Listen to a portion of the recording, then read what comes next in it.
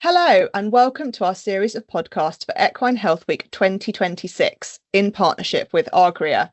If you've been keeping up with our social media feeds today, you'll have seen that the focus has been all about colic, and we've shared various different resources. But ensuring your horse has a healthy digestive system and a diet that meets their needs is just one step in reducing the risk of numerous gastrointestinal problems. So we have reunited our equine nutrition dream team from Dodson and Horrell and NAF to look at some of the feeding fundamentals needed in order to promote well-being in our horses. You've heard from them several times already on this podcast, but I'm delighted to say they are back here today. First up, we have Dr Marga Mas, who is Head of Veterinary, Equine Health and Performance at Dodson and Horrell. She has been a vet for more than 10 years, with 7 of those spent in equine practice, both in the UK and Europe. Her role at D&H involves helping the team and their customers with technical information and product advice, providing marketing support and responding to nutritional management queries. Welcome, Marga. Thanks, Rachel. Very happy to be back. And we're delighted to have you. And joining Marga as well is Kate Hore. She is the head nutritionist at NAF, where she has worked for nearly 28 years. A registered equine nutritionist who's on the British Equestrian Trade Association, NFAR. She is also a member of the Beta Feed Committee and secretary for the European Workshop on Equine Nutrition Association, and has been widely published on a variety of nutrition topics. Welcome, Kate. Hello, Rachel. Thank you so much for inviting us back. It's an absolute pleasure. So in terms of the equine digestive system, what are the key principles we need to keep in mind when we are formulating a diet for our horses? Because obviously their needs are slightly different to ours as people. I think it's important, first of all, to acknowledge that the digestive system plays a crucial role in the horse's health. And that's not just from obviously the essential part of digesting and absorbing nutrients, but we also must remember that a great part of the horse's immune system lies within the digestive tract. So anything kind of begins with looking after that digestive health. One of the key aspects that we tend to promote in terms of nutritional principles is ensuring that the horse has sufficient and adequate supply of forage. So that begins with or starts us off with the fiber conversation, I guess.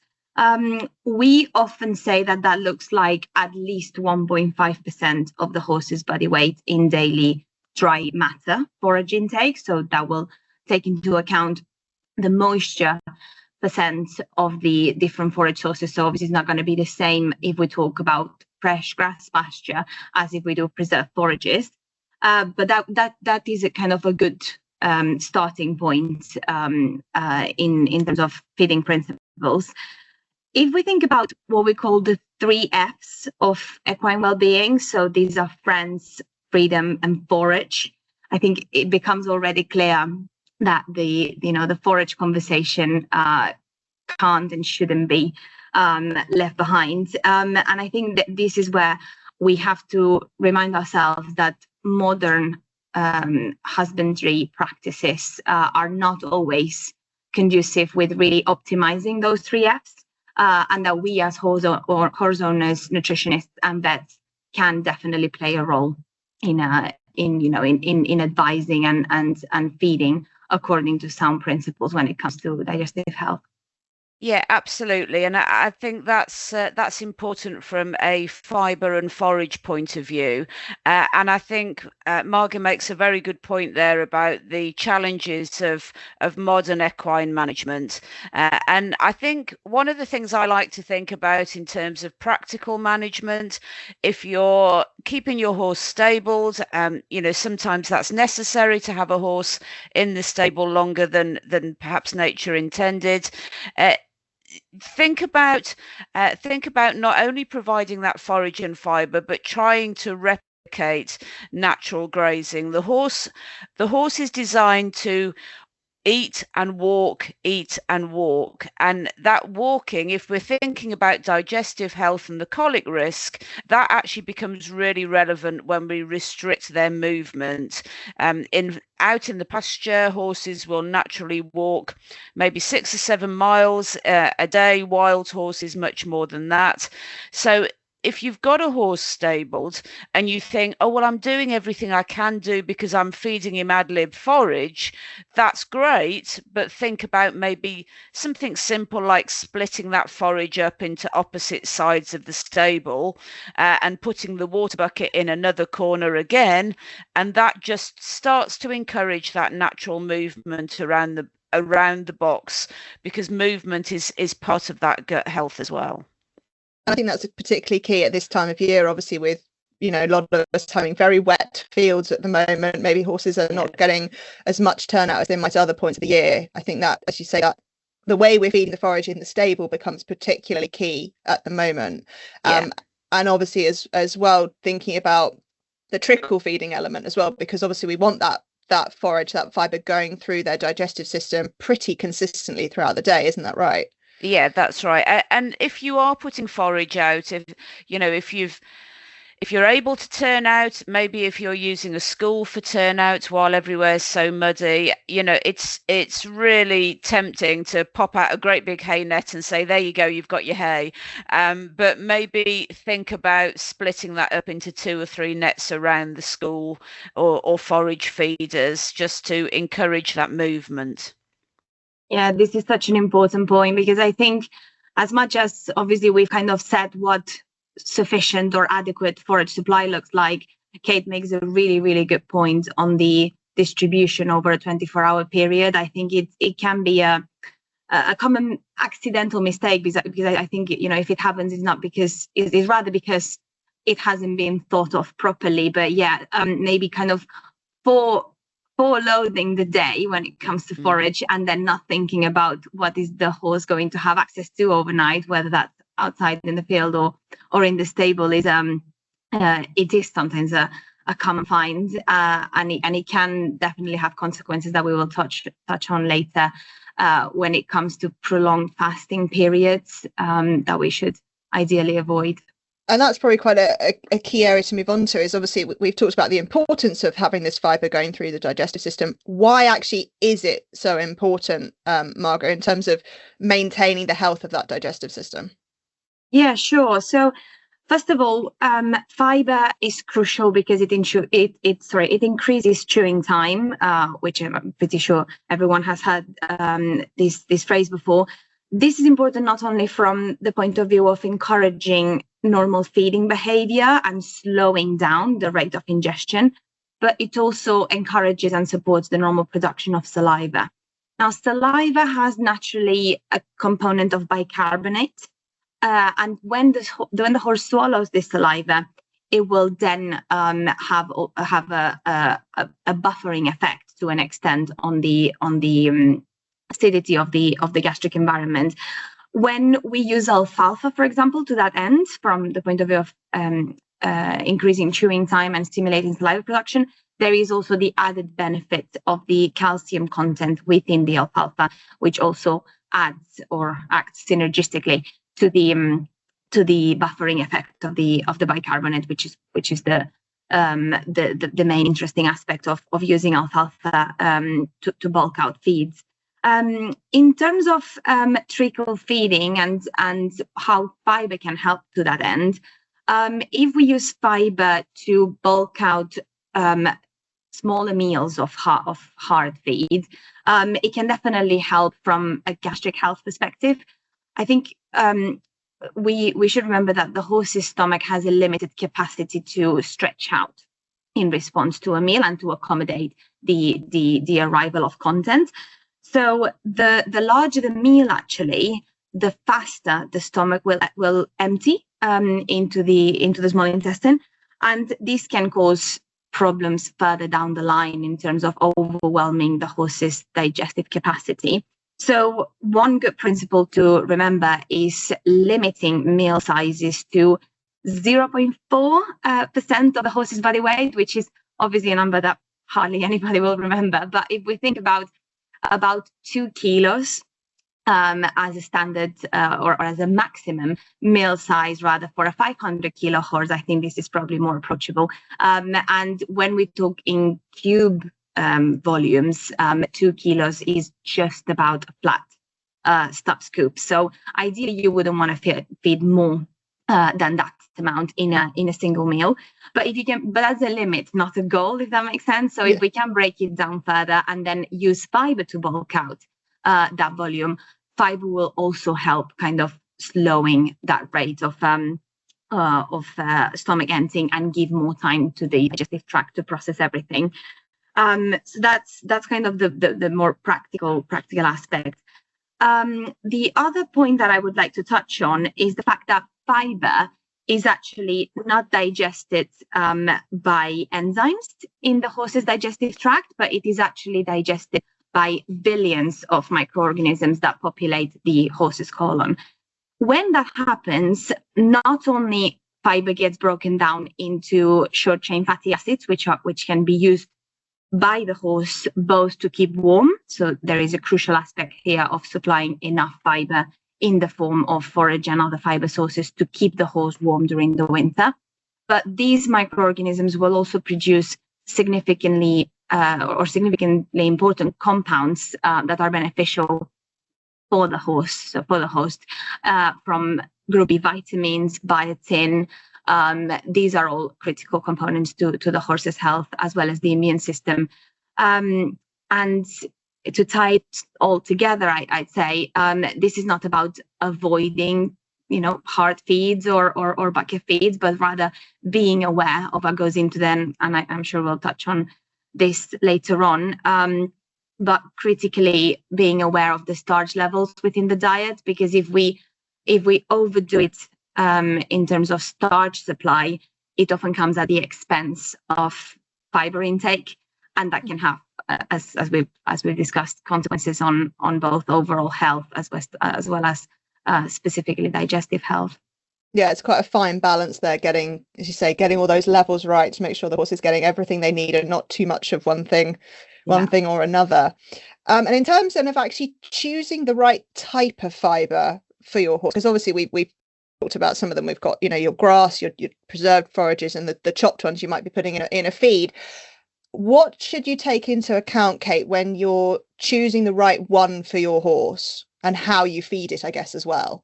Yeah, so I think that's an important point. Just think about what's suitable for your horse in terms of their age, their body condition requirements. Do they need a low energy? Do they need to be getting a bit more energy from their fibers and forages?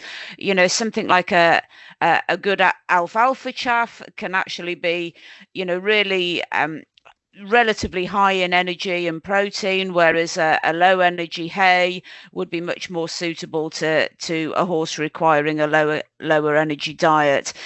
So think about what their requirements are, particularly if perhaps they've got any compromised dental issues, or if they're an older horse, make sure that you're getting their dental seen to regularly by an equine dentist or your vet, of course, and they will be able to recognize any challenges there and say whether maybe you need a forage replacer. So all of those will be taken into account when you're choosing a forage. Another thing I think is really important for people is simply availability. Sometimes if you're on a yard, that yard may provide hay, they might provide haylage, that might be almost what you're stuck with, that because if you're in that situation, then you want to use that, and also availability from what's being produced locally to you. We saw last year some real challenges in forage production, and where you are in the country will dictate whether you're more likely to have haylage available or hay. So one thing I would say is particularly between those two, maybe don't be too frightened of either one of them. Either one of them can be you can look at how you're feeding them to make them appropriate for most horses, and I stress most. Sometimes there's a concern that people think, haylage is too rich, and I get the horse has runny droppings, digestive problems, maybe they change their behavior on haylage. That's almost never to do with what we would call rich in terms of energy or protein, and it's actually much more to do with the moisture content, which is hugely different to hay. So hay might be 80-90% dry matter. Haylage is more, we are seeing drier haylages produced now, but typically haylage is around about 50% dry matter. So what you should never do is think about feeding them weight for weight. They just are not equivalent weight. If you pick up a 5 kilo net of haylage, 2.5 kilos of that is water. Whereas if you pick up a 5 kilo net of hay, pretty much 5 kilos, 4.5 kilos is hay. So that's really important. If you're changing from one to the other, think about the moisture content, because if you suddenly change to haylage, you've got more moisture going through, you're diluting the gut contents, you're changing what you're offering the microbes, and those microbes that Marga talked about, they're super important, but they're also quite sensitive to change. They don't like change. And we talk about the golden rules of feeding, and one of those golden rules is make changes gradually.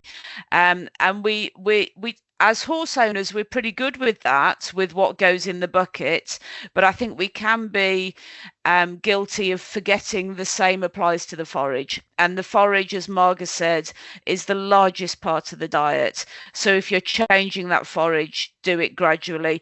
Even if you're changing from one bale to the next bale of the same type of forage, ideally you want to mix a little bit in towards the end of the bale and the start of the new one. So you try and minimize those changes. And then if you have got particular requirements, if you've got perhaps an older horse with dental issues, then you can be looking at forage replacers like grass nuts and short chop and such like. So putting more into the bucket in terms of a nice bucket full of short chop fibers and forages, maybe soaked, which softens the fibers and again helps those with dental issues. Okay, but generally, certainly for most horses, hay or haylage at this time of year, and when you don't have access to grass, I would say either one of them is suitable for most horses, but you may just have to look at how you manage them and think about, what they bring to the diet, basically. Yeah, I think that's a really important point, and one that I think many of us will actually be going through at the moment. It's certainly the case on my yard. We normally have hay for all the horses. There's been a shortage, which is harder to get hold of, so we're starting to bring some haylage in and having to do that transferring over process at the moment. And I have to say, from a horse that has never touched a haylage in her life, thank goodness mine is actually eating it at the moment, which is a great relief. But yeah, it is. I think that's a very important topic to discuss there, and the fact that haylage and hay are much more user friendly, particularly the haylage, because I know a lot of people get quite concerned about feeding it to their horses. Most horses find it good haylage very palatable. Yeah, mine's just a bit of a weirdo. That's the thing. It's kind of working at the moment, so we're rolling with it. But I think possibly again because we're talking about more of a wrapped hay in terms of moisture content than a haylage, so it is less wet as we talk about.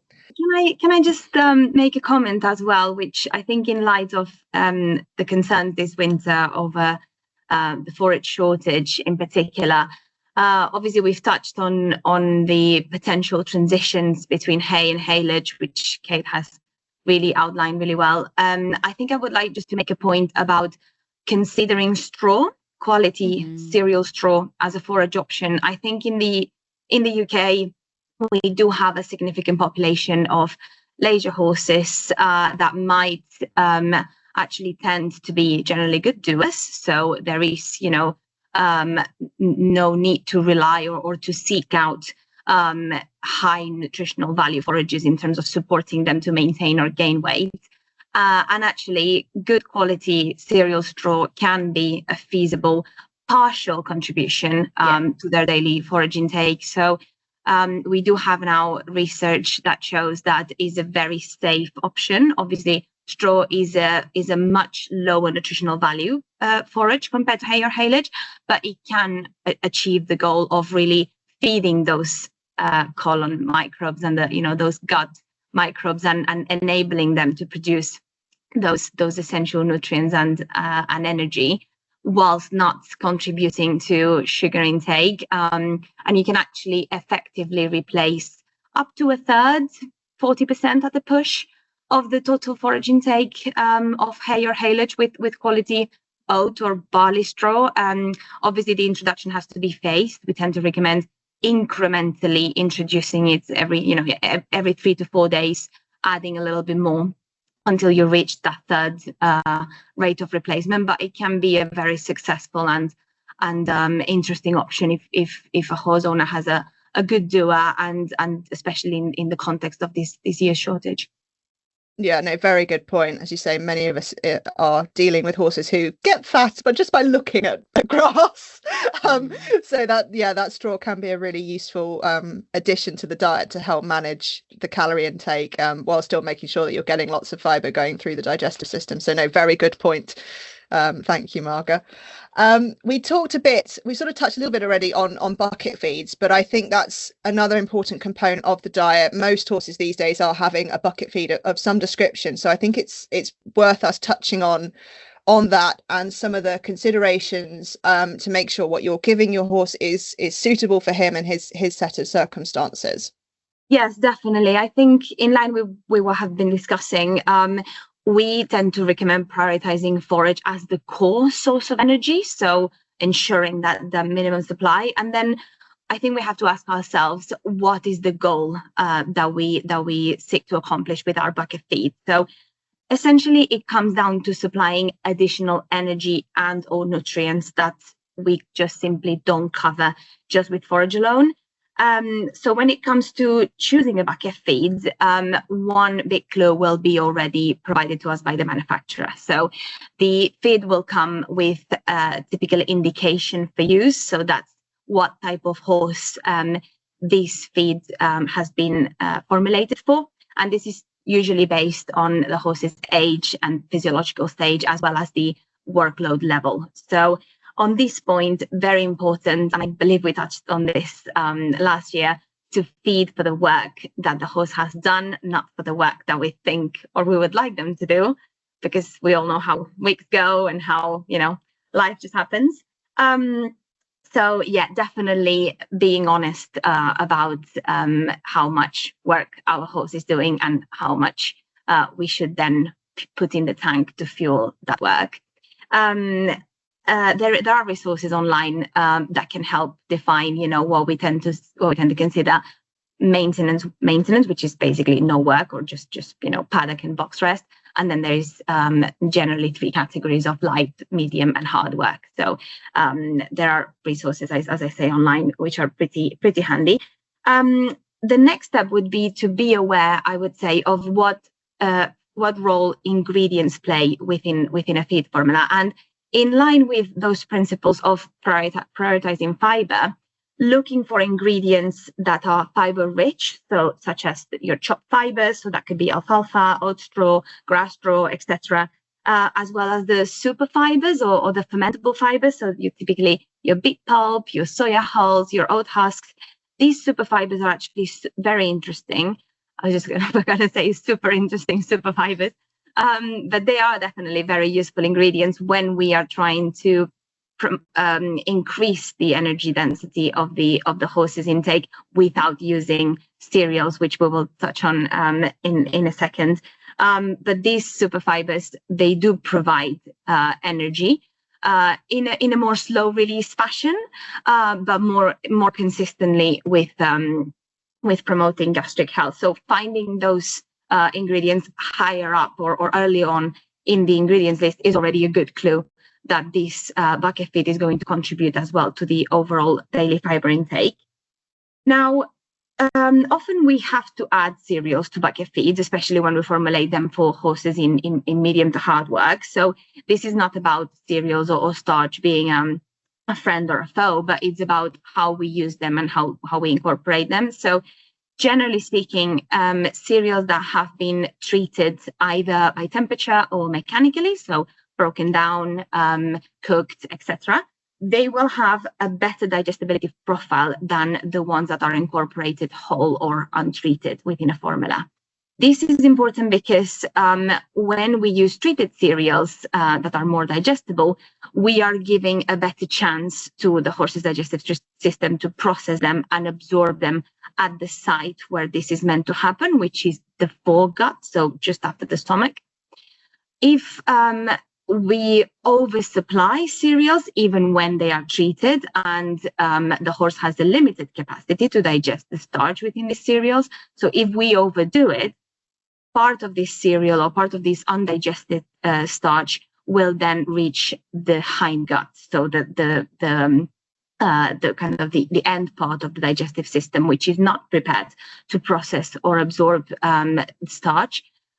What will then happen is that this undigested starch will then begin to ferment within the horse's colon, and it will create an acidic environment. Starch ferments into lactic acid, which has then an effect on the microbes, on the microorganisms that live in the colon, and they can become less effective at fermenting fiber. So it's kind of a bit of a domino effect of consequences. And in line with that and that limited capacity to digest starch, we tend to advise not feeding more than 1 gram of starch per kilo of body weight per feed. Now, that's a lot of information, but in practical terms, that means if your horse weighs 500 kilos, don't feed more than 500 grams of starch in a single feed.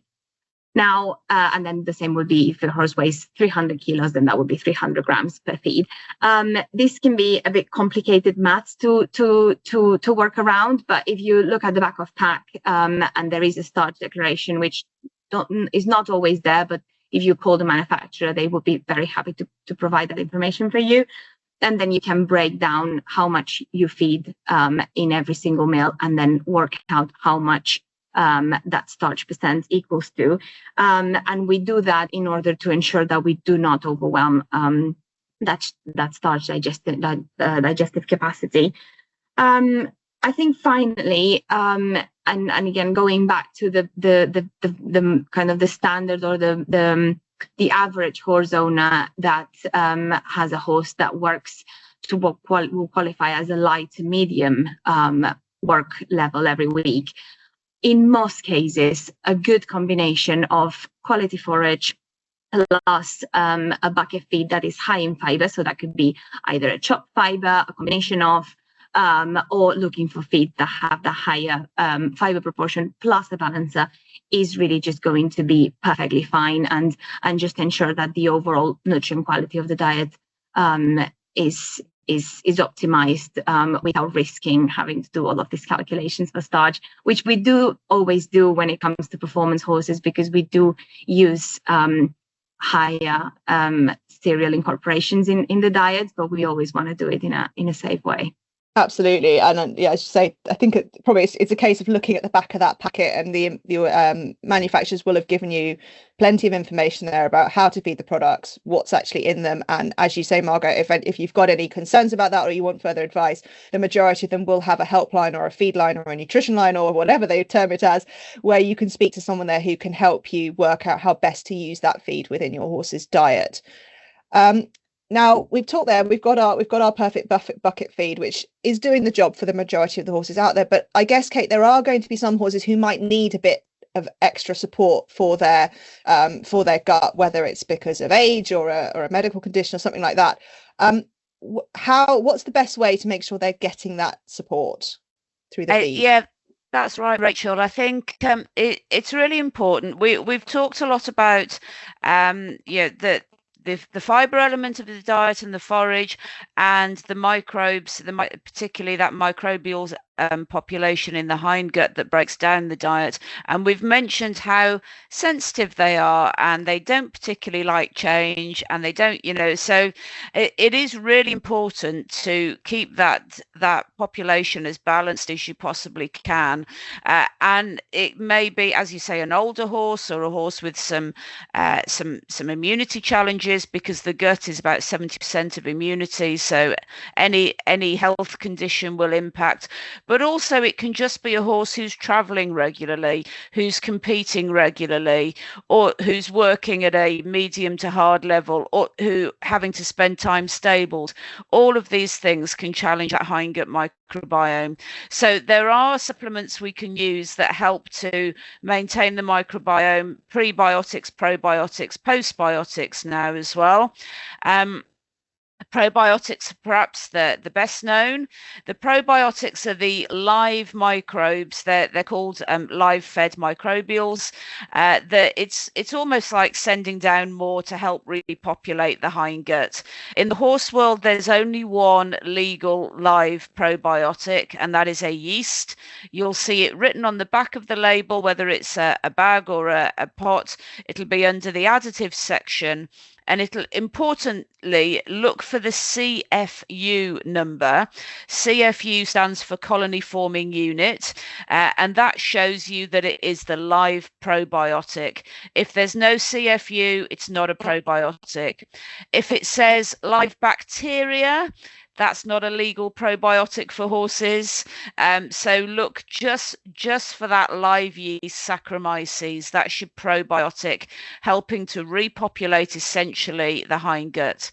And then we've got prebiotics, and sort of the next step on from what Marga was talking about. Sometimes those prebiotics stray into the super fiber, but more so soluble fibers can get into the prebiotics, things like chicory, inulin, and such like. But you'll also see moss and phos. Moss and phos are mannan oligosaccharide and fructo-oligosaccharide. They're both a bit of a mouthful, and that's why we tend to call them moss and phos. But effectively, they are specialized sugars. And don't be worried about the word sugar. They're specialized sugars that are there to feed the probiotics, to feed the hindgut in there. So the best way I ever had it described to me was, if you feed probiotics, it's like sending the soldiers down. If you feed probiotics and prebiotics, it's sending the soldiers with their lunchbox. So that's the best way to think about it. And in recent years, we're now looking at postbiotics as well. And postbiotics are an interesting new category. They're actually the end products of fermentation. So they're what that bacteria end up with. Marga touched on them earlier in terms of things like the B vitamins and some of those breakdown metabolites of fermentation. They are postbiotics. And so now we're looking at what we call tribiotics, which are pre, pro, and post all together. And additionally, you can, particularly for some of these loose droppings and changes that we see with digestive upset, it can be really useful to pop those in with digestive absorbents as well. So digestive absorbents would be things like bentonite clay. Again, that will be on the back of the pot. Under the additives section, it says sodium bentonite or something like that. And that's like feeding a sponge. It just goes down, mops up all the excesses, and helps to stabilize that very sort of wet hindgut reaction. Also, things like psyllium husk have a similar soluble fiber, mopping up excesses. So yes, there are things we can do to keep the microbes happy and to keep them doing their job, but no matter what the modern equine lifestyle throws at them, really. And I think obviously, again, with all these supplements and things, it's making sure that you're buying them from a reputable seller and looking for that NOPS label as well. We've talked about NOPS plenty in the past, but again, it applies here as well. It absolutely does. And I think a quick add-on to that, as well as NOPS, Beta have recently launched the NFAR scheme. NFAR is the Feed Advisor register with Beta. There are two separate sections. There's Feed Advisors. You may find them in store or with some of the feed companies. And there's nutritionists as well, which again, most of the reputable feed and supplement companies will have Beta NFAR nutritionists now, or Beta NFAR feed advisors. So look for those as well to give you some really reputable advice. So we've talked about we're going to say the dry elements of what your horse is eating there, but actually you want some fluids going in there as well, particularly as a lot of this forage and things we talked about are very dry. They need some help maybe getting through the system. So let's talk about hydration. Why is it important to ensure our horses are drinking enough, and how should we be doing that? Well, that's absolutely right, Rachel. So water is often described as the most important nutrient that no one ever mentions, but it is in many ways it is the most important nutrient. It's super natural to the diet, and the spring grass that will be coming through hopefully shortly is very high in moisture. I mentioned earlier that hay might be 90% dry matter. By contrast, spring grass can be 90% water, so it's absolutely the other end of the scale, and as it goes on through the summer that will drop a little bit, but it's still, grass is always very high in moisture, as is any live living plant. And that's what the horse evolved to eat. You know, they're browsers, they eat grasses, trees, shrubs, herbs, and such like. They're all high in moisture. And the challenge that has for particularly the stable kept horse is that it means naturally the horse does not have a high first response. That because naturally all of their water requirements come from fresh grazing, they don't think, oh, I need a drink. So actually we have to encourage them to drink. One of the easiest ways to do that can be with soaking hay, adding water to your bucket feed, you know, those nice fiber feeds we talked about earlier. If you add water to those, that a really useful way to help them take in water. Things like soaked beet and such like, again, a useful way to take in water. And also remember to make sure they're getting some salt. So if they've been working hard or working to any extent or traveling, they need electrolytes in their diet. But even if they're just at light level of maintenance, hanging up a salt lick, giving them free salt. Sodium salt is the one nutrient that horses will self-select. They don't self-select most nutrients, but like any grazing animal, they will self-select sodium. So give them free access to a salt lick in the field and stable, and that can help them to encourage them to take. Just like you don't see it so often these days, but I'm old enough to remember pubs that put out bowls of peanuts on the counter, and that wasn't because they were being generous, Rachel. It was because those peanuts had salt on them, and that made us drink more when we're in the pub. And the salt has the same effect with our horses, so making sure they've got some of that in their diet. And the other thing, you know, hopefully we're coming out of winter now and some warmer weather, but over winter, and if we do get a cold snap, think about keeping their stable water a little bit warm if you can. We're not talking about boiling cups of tea for horses, but maybe just lagging the bucket with an old rug. I used to put old rugs around my horse's bucket, or banking up some of the straw around the bucket. And that's because there is research that shows horses don't particularly like very cold water. So unlike us, you know, if we've been out, gone for a jog or something, which I very rarely do, but if we've been out, we're the first to reach into the fridge for a nice cold drink, but horses don't. And if you can keep the water a little bit tepid, again, that just encourages them to take in a bit more. Very good point, particularly at this time of year.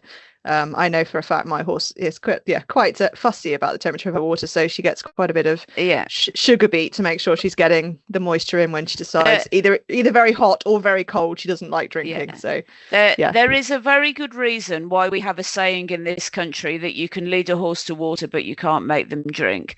You absolutely can't. So water in feed is often the best approach. So we've talked a lot here about sort of the general principles of good nutrition, what we should be doing to help keep that gut nice and healthy. But to bring us back to the theme of what other things we've been discussing today, which is colic, Margaret, with your vet hat on, as you know, let's make full use of you here. With your vet hat on, why is applying all the things we've talked about today and keeping that gut really healthy important in terms of reducing the risk of colic? Yes, definitely. I think it's going to be a bit of a closing question, this one, because it's just repeating many of the aspects that we've already touched on. Kate made a really good point when she was talking about forage, about the potential repercussions of sudden changes and in general any disruption to the horse's diet. This is because the equine digestive system is very complex, not only in structure but also in function. So that means that there are many aspects that can and sadly often do go wrong. So as we have explained, really supporting the integrity of the equine gut microbiome is crucial. So we've already explained how many of the feeding principles that we have touched on have a good positive impact on that. And then if I was to add a few more tips from a veterinary and healthcare perspective, the first one would be to remember to monitor your horse's oral and dental health regularly. This is important at every age, but especially when horses, become a little bit older. So from their teenage years onwards, or if they have had, a past history of dental fractures or any other issues that have had veterinary or specialist work done. So these horses can have a higher risk of choke just because they might not be able to chew forage and other feedstuffs as well as other horses. So as long as we know, we can tailor their diet and we can just make sure that their nutrition is optimized and that their forage intake is actually met through forage types that they can actually chew and thrive on. And this is where Kate has already mentioned, partial or total forage replacement diets can be very, very handy, because there are cases in which, horses are losing weight significantly and it's just through not being able to chew properly and therefore get the most goodness out of the diets.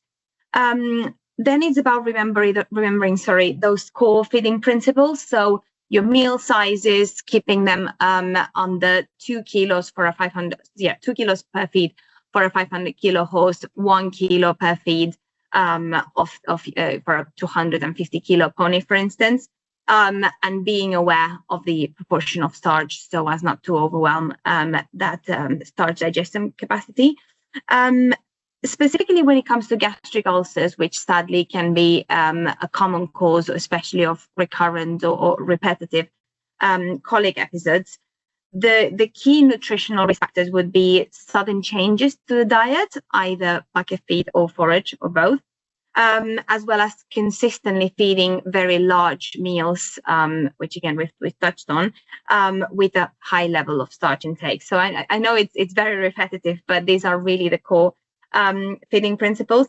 And then when it comes to what we call spasmodic or gas colic, if I would strongly encourage to have a multidisciplinary approach between the vet and a qualified ENFA registered, if possible, nutritionist, to try and work out what the best diet can be for that horse, because it's true that can sometimes be caused by lack of fiber, because fiber ensures that the motility levels are adequate and actually that the gas can be pushed out of the digestive system.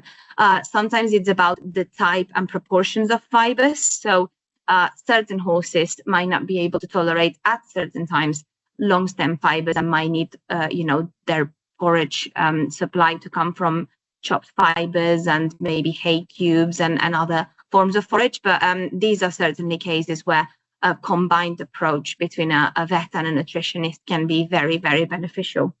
Thank you. There's some really good points. I think one probably to pick up on, we talk about making slow changes to a diet. How slow are we talking? Like what sort of time period should we be making those changes over? Yeah, so for bucket feeds, we tend to recommend at least a week, generally 10 to 12 days, because then you can replace a proportion that is 20 to 25% of the existing bucket feed in each meal, and then you increase that every 3 to 4 days. So you do 3 or 4 days at 25% of each bucket feed being the new feed, and then 50-50, and then 3/4, 1/4. But as Kate mentioned, when it comes to changing forage, we should really allow them more time. So 2 weeks at least, 2 to 3 weeks, where you again do a phased replacement. So ideally not wait until you have completely run your haylage supplies to the ground and you're ready to open a new batch and then start straight, but rather, maybe forecast your supply and your demand a little bit more so that you can overlap the old and the new for a period of time. Yeah. And I think as we start thinking about turning our horses out more as well, just carry on feeding that forage in the field if you can for at least for a short period of time, because that fresh spring grass is very, very different to anything they've been eating over winter. So if we can still give them some hay, that gives them some continuity as they start to take in that spring grass as well. Yeah, very good point there. And I think we're all desperately thinking of spring, yeah. But yes, as you say, it does also bear thinking about in terms of the introduction of that new grass into the diet and considering that a change just as much as anything else. As we kind of wrap up towards the end here, do either of you have any kind of key takeaway messages or resources that would be good for people to look at? Any parting messages? I think there are quite a lot of resources out there. Most feed companies, feed and feed supplement companies, as you say, they'll have an advice line. Do use that. And particularly look out, mentioned it briefly earlier, the new Beta NFAR scheme.